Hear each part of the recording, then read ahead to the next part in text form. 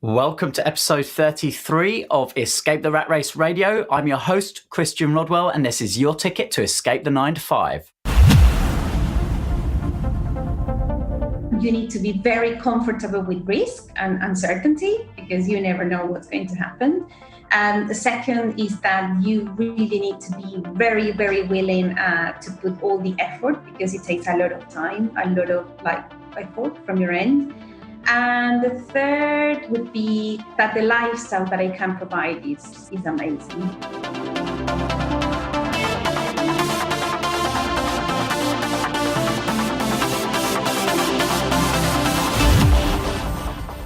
Welcome to the second of our Escapees episodes of Escape the Rat Race Radio, a shorter, punchier insight into some of our members' stories since they took the leap of faith and sacked their boss.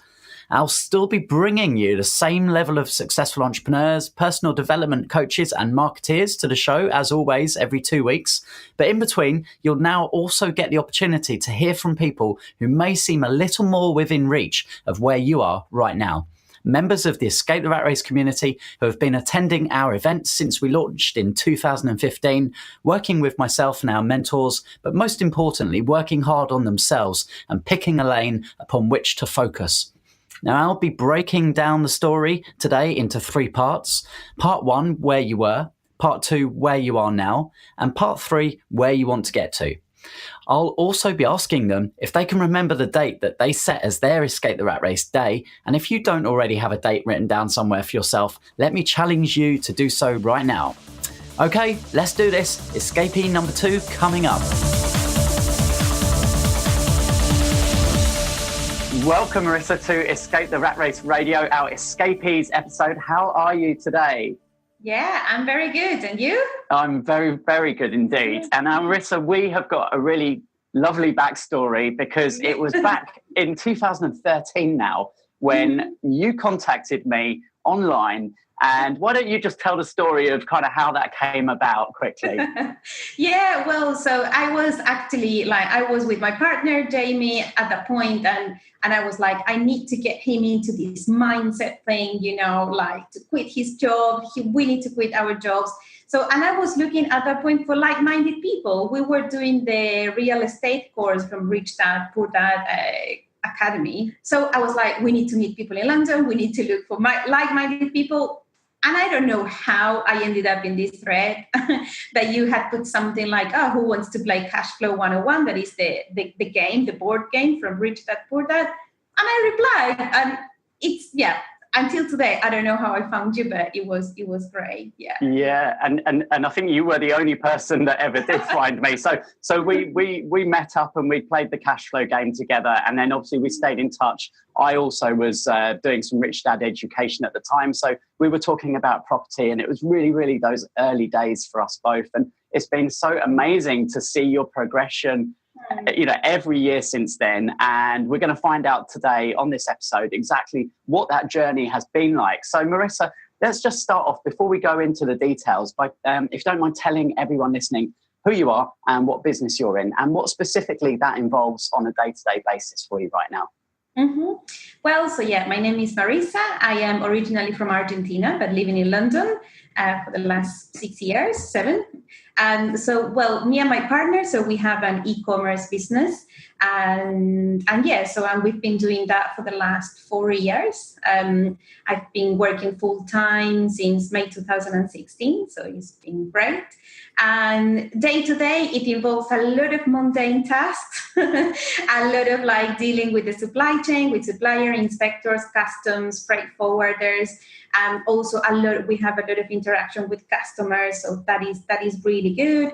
And then I need to split my day basically in a bit of everything, like a bit of marketing, a bit of customer service, a bit of supply chain, and a bit of financial analysis. And it keeps me very busy, let's say. Yeah. And for anyone listening who maybe is not quite sure what e-commerce means, just essentially just selling products online, yes. On the internet. Yeah. Mm-hmm, exactly. Okay. It's like retail online. Yeah. Mm-hmm. Fantastic. Mm-hmm. So, Marissa, can you tell our listeners where you used to work and what you used to do before you started your online e-commerce business? Mm-hmm. Well, I have like a 10-year corporate career, always within the HR environment. I worked for big companies such as Accenture, Ernst& Young, EDF, and it was always around the human resources, either external consulting or internal client facing. So that was my job, which was good, but nothing that I could call that fulfilled me entirely. Yeah. Yeah.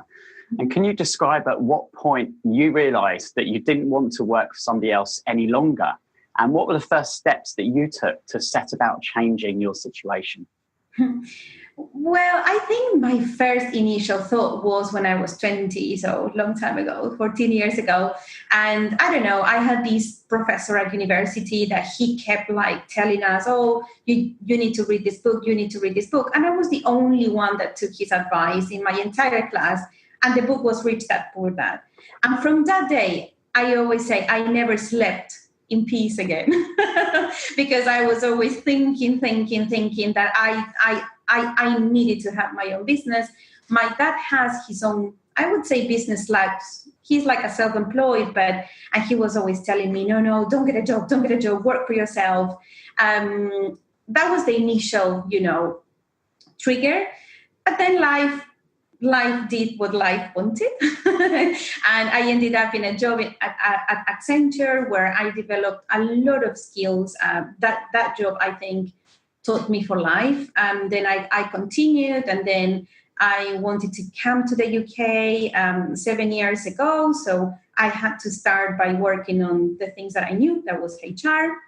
But then when I met my partner, Jamie, I said, enough is enough. We need to quit our jobs, and that's it. Because it was very long. I was already quite settled in the UK, and I could see that the scene in London is, there's no better place if you want to launch your own business than London. So I said, I need to take advantage of that. And when I started, when we started to go out and be together, and he started to change his mindset. He was a proper 9-to-5 guy.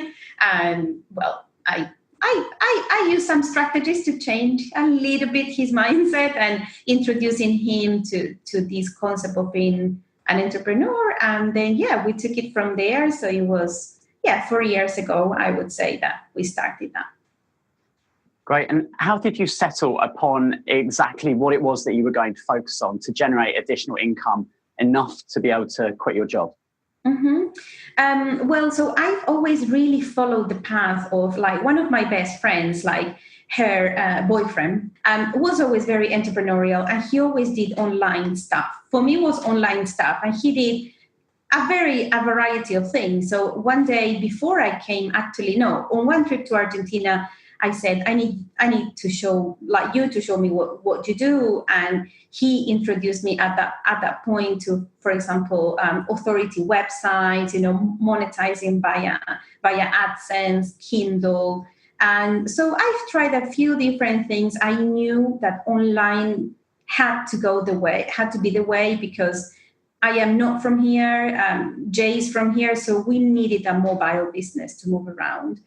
And when the opportunity came, he told me, Marissa, if I started all over again, I would do this course that was about selling physical products on Amazon. I think we hesitated a little bit because the investment was big, but we went for it. And I think the online and the mobility around the online business was the drive. Yeah. And if I'm correct, that was probably early 2014 or maybe back end of 2013. And so I guess there was a period of learning, obviously, generating those first few dollars or pounds online. And so what were the critical decisions that you had to make, Marissa, or the parameters that you set yourself to help you decide exactly when was the right time to hand in your notice and quit your job? I think with my partner, we've always been very clear that it had to be on a gradual basis. We knew that we had to have some support and some like, let's say, or savings or like plan B if things didn't work out, because neither of us, for example, have family here in London or in the UK. So it was mainly the two of us alone doing this. So we decided on a plan when I was going to go from full-time to part-time. And so I did that. I went from 5 days a week to 3 days a week. And then when we said, okay, now we have to grow the business. The business has to grow. Otherwise, it will never provide us for our lifestyle. And that's when we decided, okay, I will quit my job, but Jay will stay until the next milestone, and how that's how we've done it. And yeah, so but yeah, very proudly to say that Jay will quit his job very, very soon. So, yeah. That's fantastic. Well, congratulations, Marissa. So that's where you were. So let's fast forward now to part 2 of the interview, where you are today. So Marissa, how long ago is it now since you quit the rat race? Well, I quit the rat race on the 31st of May, 2016. Wow. So no, it will be almost 2 years, not very far. And yeah, so it's been great. And now, so we have many products in different categories. We sell in 6 countries. We are still mainly using Amazon as our channel. But this year, so last year, we wanted to diversify, and we went through a bit of hoops, but we learned so much. And this year, we are ready to launch very different strategies and building one brand, for example, completely off Amazon.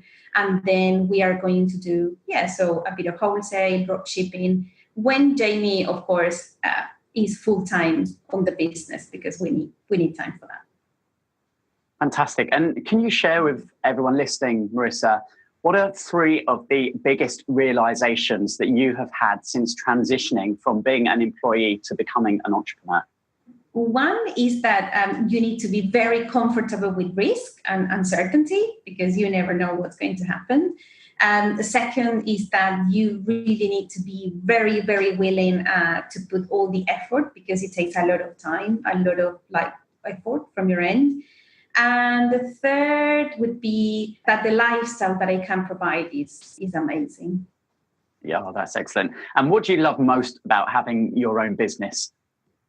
Well, I think is my time, is like managing my time, it's like waking up early if I have to do something in the afternoon, or the other way around. So I think having that flexibility is amazing, and can be super, it frees you up. Yeah. And you say free, but freedom really sums up what being an entrepreneur is like. So that's brilliant. And let's fast forward now into the future, Marissa.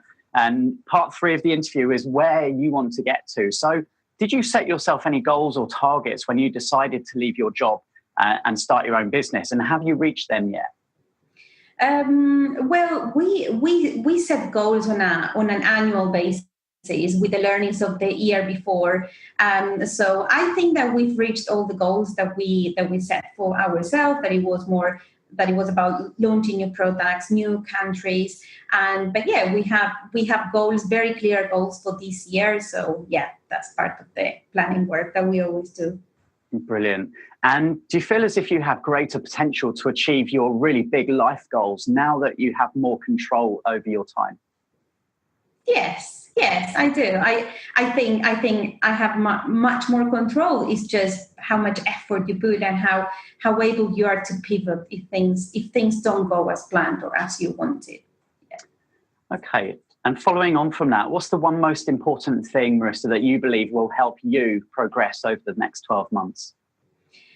I think keep positivity, being positive and meeting experts that could lead me on the way, and continue to do that, definitely. Yeah. Always learning from mentors, those that have already stepped a few paces ahead, that can share the pitfalls and speed up the process of learning. Yeah. Mm-hmm. Yeah. Well, Marissa, the final words for anyone listening right now who may be squashed on a train on their way to work, or stuck in that traffic jam and they really want to do something different with their lives, but perhaps are still letting fear hold them back, what would your words of advice be to them? I would say that I love the exercise that Tim Ferriss says in his book that is all about the nightmare writing. Yeah, so write down all your nightmares, everything. Why are you so fearful? Like, what are the most fears that you have? And then really categorize them. Are they likely to happen? Are they not? And what can you do to mitigate them? And from there, I will move on and then invest, and I cannot repeat this enough, in education, but from people that are renowned and people that have attraction and that have a name in the industry, because that will accelerate your learning curve and will reduce your fears and the risk, of course. Excellent words to leave us on there, Marissa. Thank you so much for sharing your story on today's Escapees episode. And I look forward to seeing you at a future meetup, and wish you all the best success for 2018 and beyond. Oh, you too. Thank you. Thank you for having me. Thanks, Christian. Thanks, Marissa.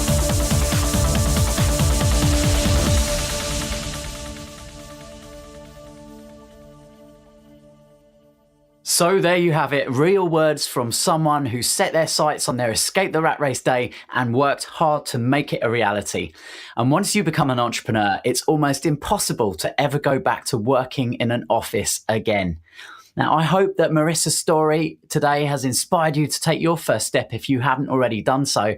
And if you want to connect with Marissa, you'll find her and other escapees in the Escape the Rat Race private Facebook group. And you can request access to join by visiting www.etrr.online/Facebook. Now, next week on Escape the Rat Race Radio, I'll be speaking to a good friend of mine and the author of two very successful best-selling books, Screw Work Break Free and Screw Work Let's Play. And that person is John Williams from the Ideas Lab. Now, if you'd like to find out how you can start a business with zero competition, you'll want to make sure that you tune in next week. Until then, see ya.